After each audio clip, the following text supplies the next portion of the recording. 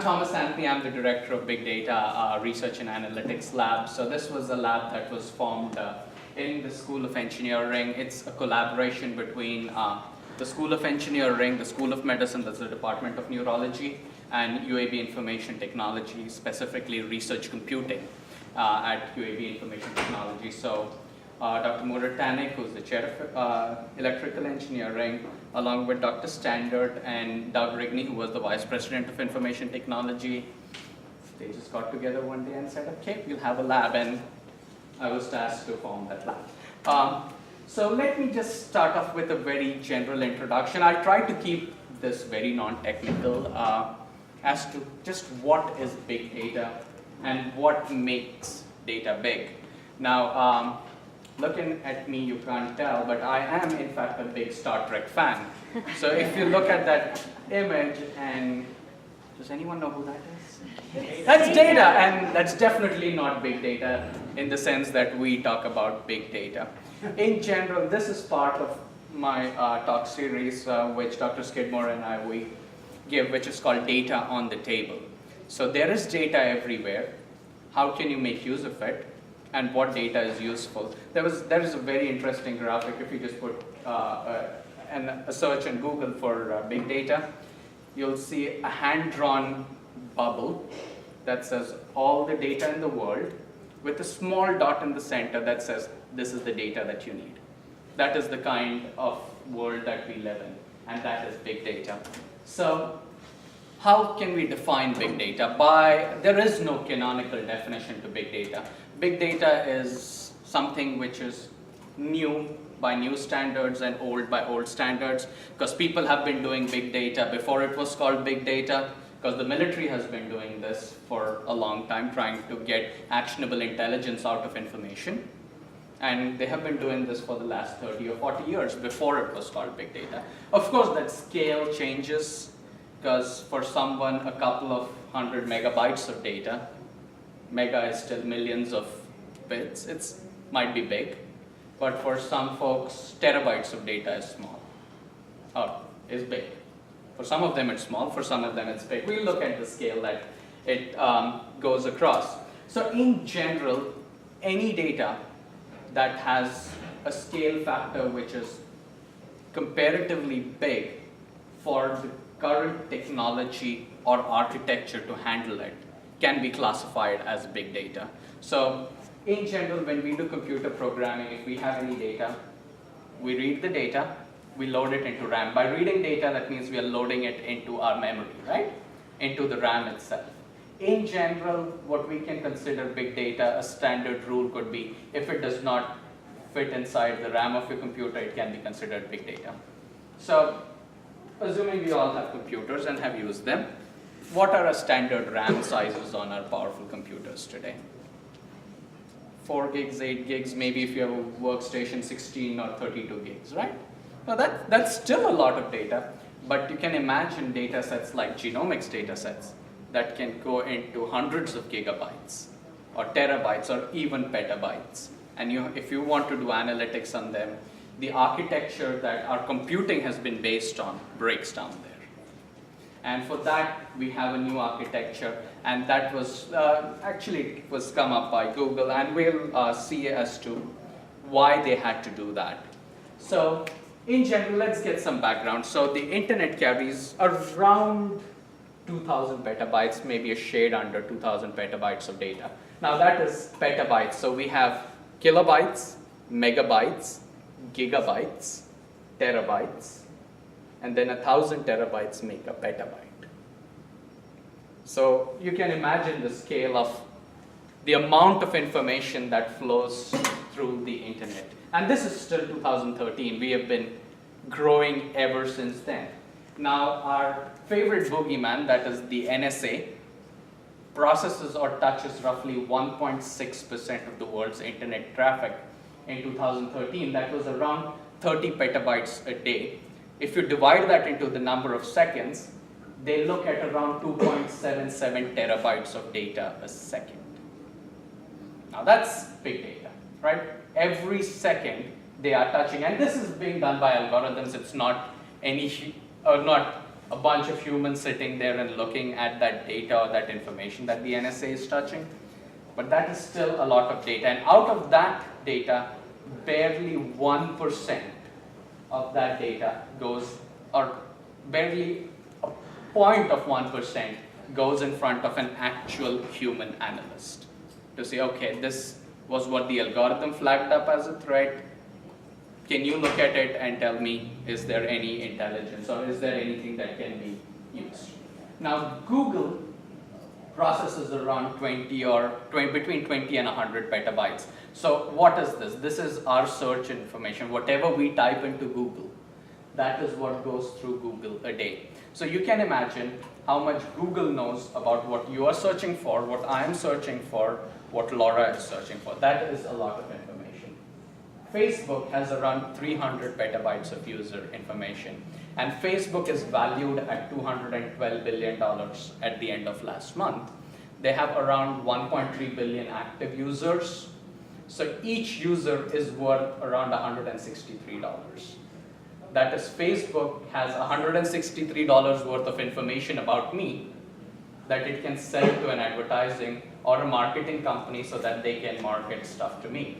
Like, I've told Laura that I have an 8-month-old son, and Laura goes and puts it up on Facebook, and all of a sudden I'm getting ads to buy Pampers.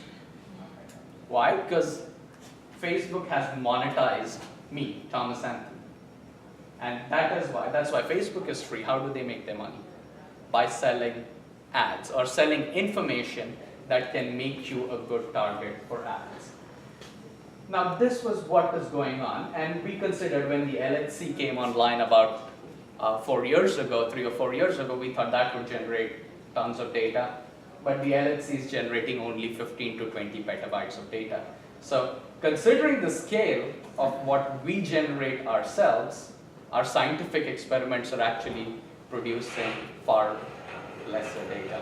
And the LHC will come back online, I think, in the next 6 months. They are testing the second version of the LHC with better magnets, with better data acquisition strategies. So they might probably go up to 100 petabytes a year. But you consider what the LHC that gave us the Higgs boson, between 15 and 20 petabytes a year, as compared to what Google does a day. And so hopefully we should find more things out of Google than we get out of the LHC. Now, I don't know whether this is true. Does anyone know who this person out here is? That is a very, very young Bill Gates. And apparently, I don't know whether this is true, but in 1983 he said 640 kilobytes of memory ought to be enough for anybody. And we know we've gone way past that already, but this is how the scale changes. So this is 32 years ago. We've gone by a factor of maybe 100,000, and it's still not enough. So. All right, so how big is big? So now we saw some scale, some relative terms that we've seen as. So how big exactly is big? So it's all relative. What is big today will definitely not be big tomorrow. I put in maybe not be big tomorrow, but we know from experience and following Moore's law that it's definitely not going to be big tomorrow. So the only way we can define that big data is that target of big data is always going to be moving.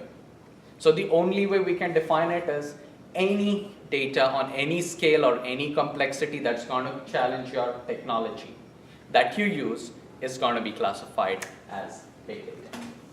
Okay? In general, so this was, so we've had big data in use maybe for the last 15 years as big data. So they've been trying to classify big data as to how can we characterize what big data is. And it can be characterized in general by the 4 V's, and Gartner came up with these. They started with 2 V's, then they added a third one, then they added a fourth one. Now people add maybe 5, 6, 7 V's in to classify or characterize big data. But in general, what is accepted by the community is the 4 V's. One is the volume of data, that is, information is coming out either from a scientific instrument or a social media or anything at a very high rate. That is one. And it is a lot of information. Second, it is coming out at a very high rate. Like I go in and say, I like this thing on Facebook and something else on Facebook. So the velocity of that information is very high. The variety of information is it's very eclectic. It's not just pure text data. It could include images. It could include videos. And as you know, for people who work with databases, we like to have standard formats of data that is structured. I can say age, race, location. So all of those can be structured and put inside database tables so I can search from them. But when you go into big data, it's very different data. It could be images, it could be videos, it could be your likes, it could be your clicks for ads. So it's very eclectic. So it's not very straightforward. And finally, veracity. Veracity here means like, how can you be convinced that the data that you have is actually good or actually useful? And we'll look at each of these in detail. So let's come to the first data volume. So in 2009, the entire digital universe was around less than 1 zettabyte. So we had kilo, mega, giga, tera, peta. Then we went to exabytes, and then is zettabyte. So that's a big number. And then from 2009 to 2020, it's going to grow by a factor of 44. It's going to go to 35 zettabytes. That is all information in the world. And believe me, this is after a time when your Wikipedias have already been populated, because you assume all the information in the world is already on Wikipedia, right? It's already been populated, and our data scale will just keep on increasing. So that's a fairly big size. And that data is actually increasing exponentially. So if you see from 2005, 7, 9, 11, 13, 15, you can see it's going. All of these were estimates back then, but we're actually broken past this mark. The curve actually has gotten steeper over the last 3 years. Why? Because now we have cell phones that actually let you post. You don't, back in 2006, you had to be seated at a computer terminal to press that like. Now you don't have to do that. You can send your tweets from your cell phone. You can push that like button from your cell phone itself. And so this is the world of increasing data. So in general, today we have an average company stores terabytes of data. Actually, we can move that a little further. An average company today stores petabytes of data. It's still not too big, but by the time we get into the 2020s, an average company will actually have exabytes of data. And this is not only for an average company. We're looking at scientific research, academic research. We are storing data, which is crazy, especially if we go into medical imaging, personalized medicine, the 1,000 genome in genomics and next generation sequencing. We are getting data at a rate which has never been seen in history so far. And so it is definitely challenging our constraints of technology that we have right now. Okay, so you can see there is that. And that was an interesting graphic that I found out, how the average number of tweets per day. I don't know how many of you are on Twitter, I'm not.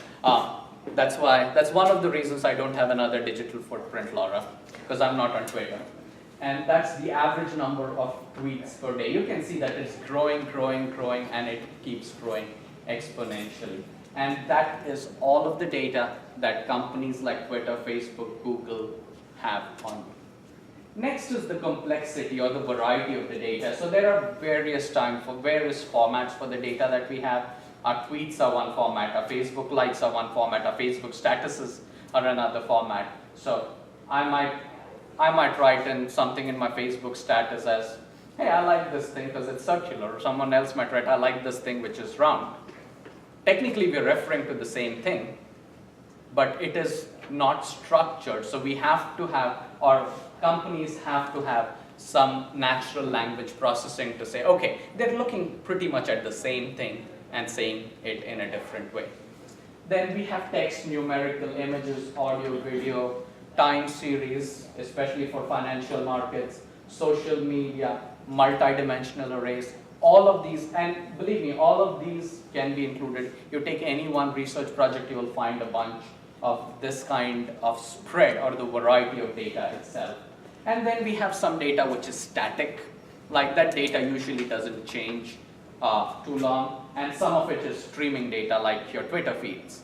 It's streaming data, or maybe a camera that is streaming something in real time and you're trying to analyze stuff from it. So there are either you can have a single or multiple applications that are getting all of this information about you. Now, all of this information exists, but it is worthless if you cannot make something useful out of it. You need to have that actionable intelligence, that knowledge come out of this data. And for that, that data needs to be linked together, that data needs to be analyzed, you need to do some predictive analytics on it. Next is the velocity, and this we don't need to talk too much about. It's just the speed at which that data is generated. So that data has been generated at such a rate which hasn't been seen in the past 30 years or 40 years since we've started having digital data. And that speed is important because companies need to analyze that data fairly quickly, make actionable decisions on that data fairly quickly, because if they don't, someone else will, and someone else will market their product to that same person, and you will be out. For example, if I am walking by Gap, and big data knows that I like to buy clothes from Gap, and I'm just at the Galleria Mall, they could send me a promotion that says, hey, by the way, if you come into Gap today, you'll get 15% off. That is what is important. They want to look at you, they want to have a profile created for you, and they want to have you targeted specifically for that. It wouldn't matter if I'm not at the Galleria, but big data knows my location pretty much. Big data knows pretty much what I like to wear, and they say, okay, if I target this person, if I target Thomas Anthony in such a way, I probably have a sale there. Now that 15% is a very small amount of money to give me off because they have a big markup on it anyway. Finally, the fourth is veracity. That is, how do you know your data is accurate? Because you're collecting data from a lot of sources, right? How do you know your data is accurate? In this case, we don't. And honestly, big data does not. So if you go onto a website, it is called sharethedata.com. You can create your own profile. And that is a site that was put up by a company known as Hexacon. They're one of the biggest data gatherers in the United States. And after you fill in some forms, they can tell you what big data knows about you, or this is what is the data that has been shared about you. Yes, sir. What was the name of the company? Hexacon, AXICON. The site is sharethedata.com. And you can go on there and you can see whether they have you accurate or not. So when I went in there, they said, yep, it's a 30-year-old male, lives somewhere in the southeast of Alabama, southeast of the United States, likes computers, likes Apple products, likes flying toy helicopters, because apparently I had bought a couple of them on Amazon. And this was before my son was born. They had something wrong that said that I actually had a kid, which was wrong. I don't know whether they knew that my wife was actually pregnant at that time. So that is the kind of thing, that is that uncertainty of the data. So they have a profile on me, but even they can't be sure that it's going to be perfect, targeted, and correct about me. Okay? So basically, in general, if you are trying to develop your own system, you try to keep your data as clean as possible. That data fidelity is important for you, because if you have poor quality data, your analytics are poor. And if your analytics are poor, you make poor decisions. Like if I buy Gap clothes usually, and once I walk into Abercrombie, and somehow big data thought that I buy a lot of Abercrombie stuff. Now that made that, and then they send me a 15% off coupon for Abercrombie. Probably I might not use it, right? So that is why your data has to be fair. The fidelity of your data has to be good. It's not only on your data itself, but also on the analytics that you're performing on that data, because honestly, all of us, most of us come from the academic world, and we know if your data is bad, of course, your output is going to be bad, but if your process is bad, by which you're analyzing your data, your output is going to be bad. So this is a good graph that IBM put out in 2013, 2014 that actually explains the 4 weeks of big data itself. So this was a primer or startup of what big data is. Now, who's generating big data? We've already spoken through examples, so no questions. Of course, it is our social media. It's your Facebook, Twitter, your YouTube, Flickr, all of us. Basically, we are the biggest sources of data today in the world. Then we have our scientific instruments. We have our telescopes that are mapping the universe. We have the LHC that will come back online, I think sometime in the fall of this year after the testing is done. They did detect a lot of data. At UAB, we are generating data from our scientific studies. We are generating it from medical images. We are generating it from our patient data. UAB comes in a very unique position when it comes to patient data. We are not only the providers of healthcare, we have an insurance company that pays for that as well, and we do research on it as well. So we come in a very unique position where we have data from all 3 sources, and we can probably leverage that. And then finally our mobile devices that finally link into our social media. And most of our mobile devices now have sensors we would not even have thought about maybe 20 years ago. So if you have if you have an iPhone and if you have the health app, it actually keeps a record of how many steps you have walked every day, right? It knows your location, and it knows a lot of other things about you. It keeps track. So till 2012, Apple actually had a bug in their iOS system where it would actually keep a track of where all your iPhone has visited, and someone put the hack online and you could see, and I was surprised, it could tell exactly where all I have been in the United States. And so we are generating a lot of that data. And then finally our sensor technology and networks, because we have sensors, cameras. So a camera is an optical sensor, right? So we are generating all of that data all the time continuously. Whether we are walking in through that door and we swipe our card, right? We have our RFID cards, we swipe that card. It goes back somewhere, checks in, okay, so Thomas Anthony was at this door.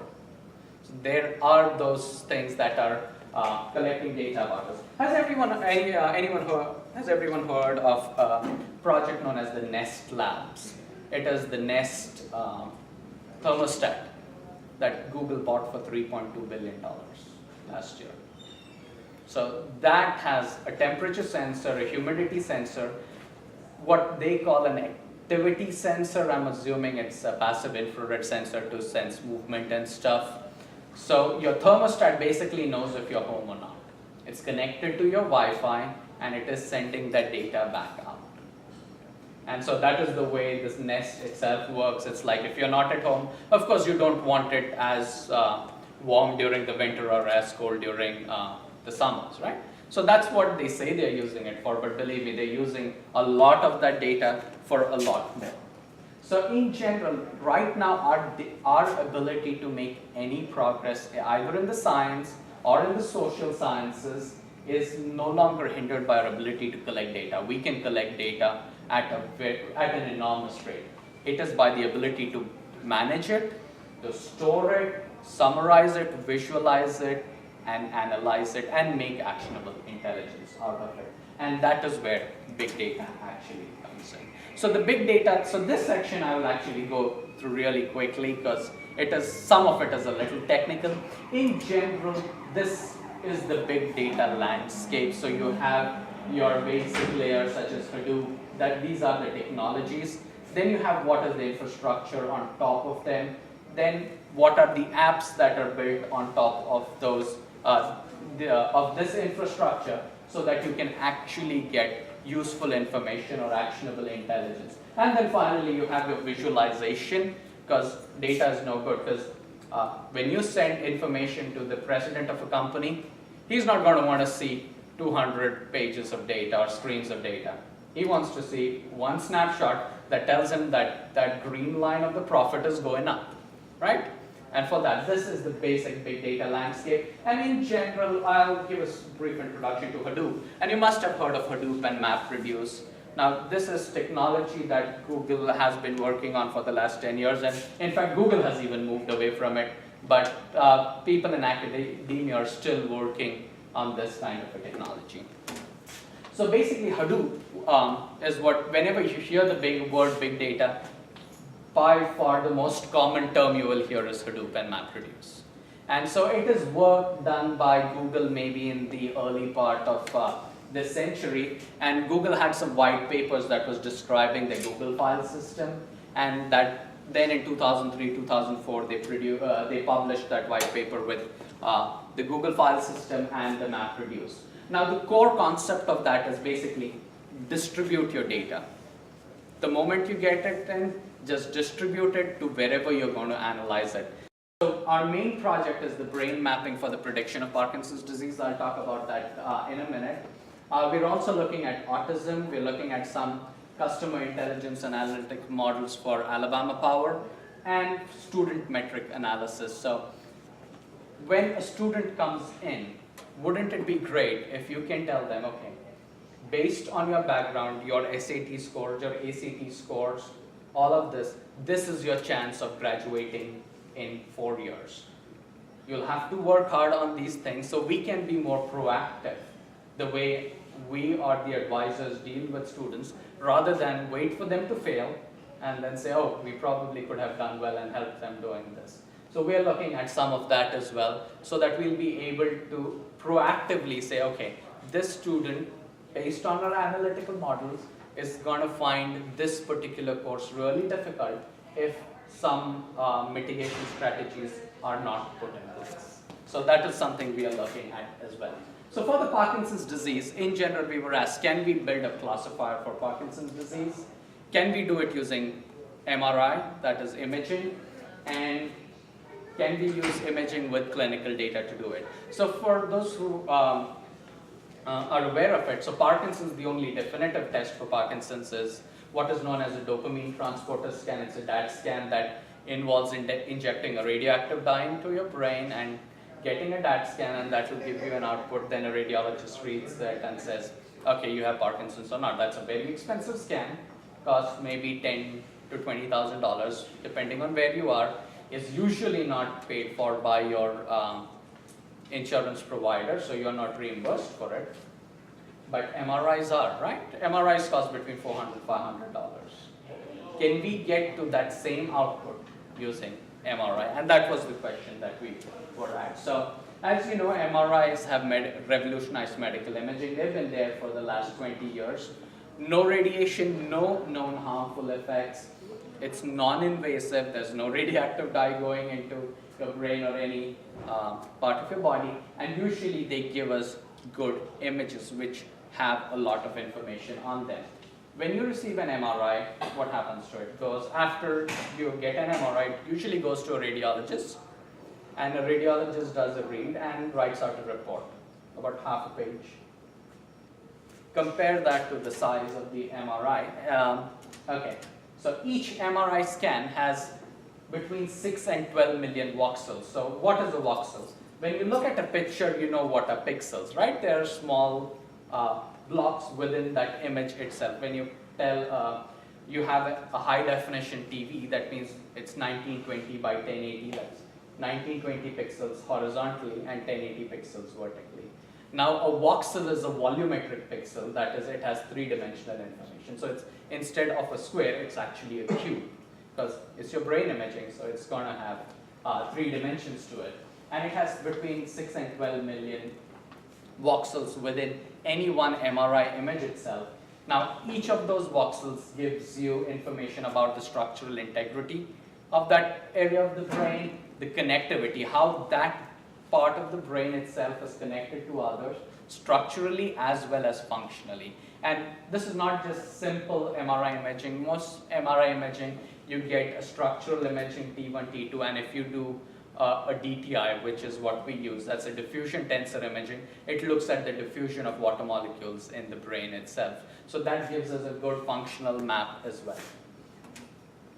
And we aim to use all of this information. Instead of that half a page that you get from the radiologist, we're trying to see if you can use all of this data that's coming out of those MRI images to find a biomarker for Parkinson's disease. So how do we do it? Why, first of all, why do you think this would be a big data problem? One, it's imaging data, right? So it's very unstructured. My brain will will have a different MRI than Laura's brain, than Scott's brain, than Dr. Skidmore's brain out here, right? Because everyone is different. So it is unstructured data. We cannot have it into a database itself to say, okay, this particular voxel is common among all Parkinson's patients, and that's the only thing I need to look at. Probably won't work that well. Next, there is that volume of data. There is a lot of data that is coming out of each MRI image itself. Now you might be looking, million is still mega, it's still not big. But considering there are 8.7 million MRIs of the brain conducted every year, we can actually have a lot of volume and velocity of that data coming through. Okay, so that's the velocity, that's 8.7 million MRIs. And there are a variety of this data. So an MRI is not a single, simple, standard MRI. So you have a huge eclectic number of modes within an MRI itself. In general, we look at the T1, that is a structural. We look at the diffusion tensor imaging, the diffusion weighted imaging. We know we have researchers at UAB who we work with who also do the functional. That is over time, you give them a task and see how it changes on the MRI scan itself. So this is basically the volume, velocity, variety, and veracity of that data, because that data is still very uncertain. There could be multiple conditions within the brain. Person might have Parkinson's, but also might be starting to develop dementia.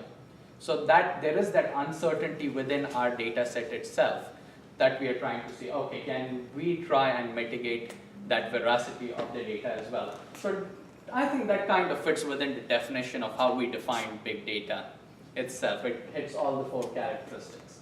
So basically what we have been doing is, the way we've been analyzing data is, we are getting all of those MRI images and we have to volumetrically register them to a template, because all our brains are different. Because if we do not have them on that same football, that same shape, so if I want my corpus callosum in one place, I want it in the same place as the template, and I want your MRI image in that same template within that same space itself. So for that we use 3-dimensional volumetric registration. That itself is a process that is pushing the barriers of our current scientific computing. Because the resolution at which we are doing it, that is what is known as a 3mm warping, that is going down to the smallest block being 3 millimeters by 3 millimeters by 3 millimeters, takes us around 2,700 compute hours per image to get it onto that template. And assuming you have maybe 100 images to look at, that's a lot of computation. You could go out to Amazon, buy a lot of computes and get it, but then that would be expensive as well. So we need to have some strategies in order to deal with that. That comes mainly in the context of high performance computing, because we are still trying to get our compute reduced. And even in that, just the way our data is structured and a bunch of other stuff we're trying to look at. Then, next thing, first thing is that we have a lot of data. Second, this data can be generated from a variety of sources. You do not have to have a research MRI scanner or a very expensive DAT scan. You could have a community MRI scanner that could give you this for diagnostic purposes. And we can access, the good thing about this is we can access all of that data using information technology tools. Because you could have a scanner out in Poughkeepsie, New York, or somewhere even beyond that, and have that data sent to a facility which can do this computing for you. So in general, so this is the workflow right now. So you have the physician who says, okay, I think there's something wrong with this person. Why not just send in for an MRI? Sure, everyone's happy with that because insurance pays for it. So we have our data acquisition. We get the data back. Now that's a fairly large amount of data. We do some modeling on it, that is our HPC and our high performance and our high throughput computing. And then we do the analytics on it. And this is the analytics that is important, because this is what we create those maps out of that will tell a physician, okay, there is a 78% chance that this brain is Parkinsonian. Or there is a 90% chance that this person is healthy with nothing that you can see about. And that is what comes in, this data analytics. And you can see it goes back to the physician. So of course it helps the patient again. And it would be a lot faster and a lot cheaper than actually waiting to go to the academic center. That is UAB, I think, has the only DAT scanner in the state of Alabama. So you can imagine someone living out there would actually have to come to UAB to get the scan. But a community MRI scanner could potentially give you this information. So using these techniques, we've leveraged some of these methods, and Dr. Skidmore has been working on this for now 6 years, and we can see that we've come up to an area where we can, now this is only just one slice, and the colors indicate the percentage of estimation of how confident you are that a particular area in the brain is useful for our estimation of Parkinson's disease. And you can see from left, you can see I have a lot of areas of low estimation, going all the way to the right where I have almost all of my areas above 90%. And those are very well clustered in those areas. So this is the kind of workflow that brings us to this kind of a result that says, okay, instead of using all of the other things that are out there, we could just use our techniques, iterate over it over time, and we can get a reliable signal that shows us Parkinson's disease. And this is what is known as a simple curve for our ROC curve, that's the receiver operator characteristic curve. And you can see that the process is, the better you are to the 90-degree on the left side, the better your prediction is. That is, your sensitivity and your specificity is good. Right when we ran our last one, we had almost 100% sensitivity. That means we were picking up all of our Parkinson's disease patients correctly, but we had around a 4% error in our specificities. That means we were picking up some of the healthy controls who were clinically classified as healthy controls today as Parkinsonian as well. So we don't know whether they are early into that and it has not been clinically diagnosed at all. Because usually Parkinson's develops around 5 to 10 years before you actually show those symptoms of Parkinson's disease. Now, all of that was with imaging data. Can we add more data to it and probably refine our prediction? So there is structured clinical data, right? There is your age, there are your demographic data, there is your weight, a bunch of all the other data, which is very well structured, and we can do analytics on that, because that tells me if I am over 65 years of age, is my chance of getting Parkinson's higher? Yeah. Compare that to someone who's a 25-year-old person, my chances of getting Parkinson's are lower. So we can include all of that data into that data analytics itself. And including structured data becomes fairly simple within the big data paradigm, but then there is unstructured clinical data like doctor's notes. Getting that into that system itself, again, we'll have to do natural language processing to see what did they actually mean by that. And bringing that into the pipeline would give us a much better picture, a much better understanding of the data itself.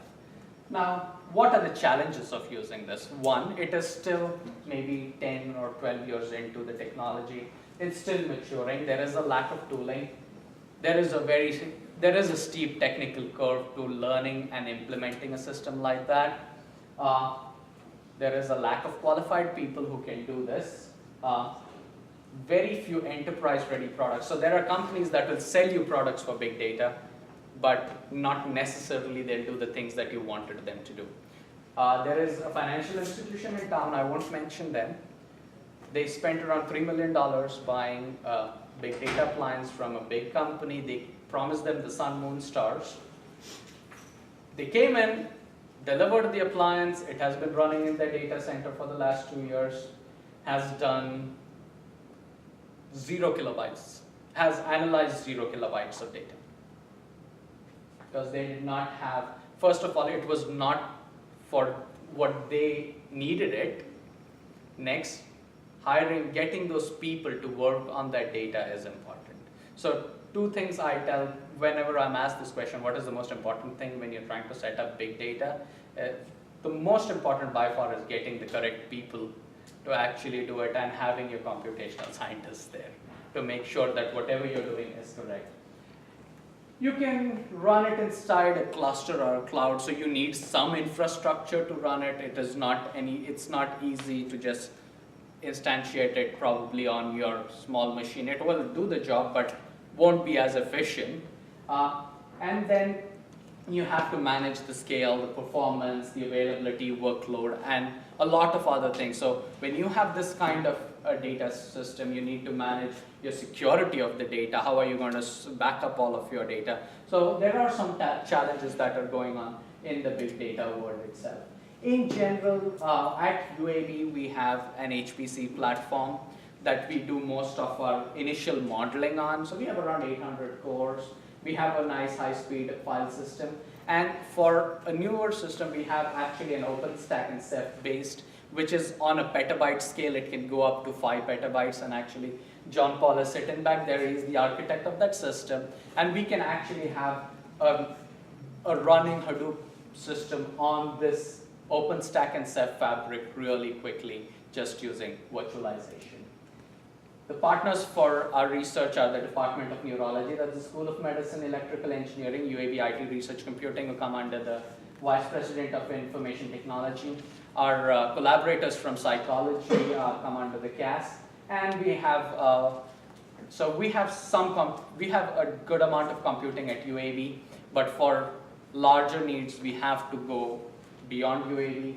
So Oak Ridge National Laboratory has given us around 2.5 million compute hours for our testing, and also helped us with some computational scientist support to get this work underway. And before I stop, I'll leave you with this one last slide. So this is what big data knows about you. So this guy is sitting in his office, and Google apparently tries to sell him a fire extinguisher and an offer for temporary housing. All right, thank you, and thank you all for being here.